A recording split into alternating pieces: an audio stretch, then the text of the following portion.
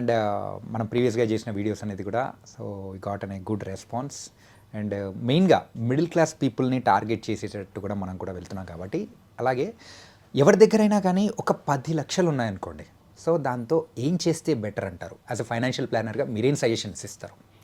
Okay. So, ముందు investment కన్నా ముందు మనం ప్రొటెక్షన్ గురించి ఆలోచించాలి. ఓకే. సో, ఫస్ట్ ఏంటంటే ఫ్యామిలీ మొత్తానికి ఇన్సూరెన్స్ ఉందా?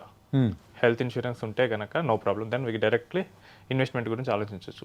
లేకపోతే అది ఎంత ఉండదు 30,000, 40,000 ఉంటుంది ఫ్యామిలీ మొత్తానికి. సో, ఈ రోజుల్లో మంచి పాలసీస్ అన్నీ 30,000, 40,000 రేంజ్‌లో వస్తున్నాయి కాబట్టి ఒక హెల్త్ ఇన్సూరెన్స్ తీసుకోవాలి. సో, ఆ తర్వాత మనం ఇన్వెస్ట్‌మెంట్ గురించి ఆలోచించాలి. నెక్స్ట్ సో, ఈ 10 లక్షలు ఎప్పుడు కావాలి? సో నా దగ్గర 10 లక్షలు ఉన్నాయి, బెటర్ ఇన్వెస్ట్మెంట్ ప్లాన్ చెప్పమని చాలామంది అడుగుతారు. బట్ అది దేనికి? సో నాకు ఈ దగ్గర 10 లక్షలు ఉన్నాయి, నాకు నెక్స్ట్ మంత్ స్కూల్ ఫీజు కట్టాలి, లేకపోతే సీట్ కొనడానికి స్కూల్లో కాలేజ్లో మనం పే చేయాలి. సో దానికి ఒకలాగా ఉంటుంది. నేను ఒక 3-4 ఇయర్స్ ఉండగలను, దానికి ఒకలాగా ఉంటుంది. నాకు అసలు అవసరం లేదు, ఒక 7+ ఇయర్స్ కావాలి, దానికి ఒకలాగా ఉంటుంది. లేదు నాకు ఈ 10 lakhstోనే నాకు లైవ్లీహుడ్ కావాలంటే ఒకలాగా వస్తుంది.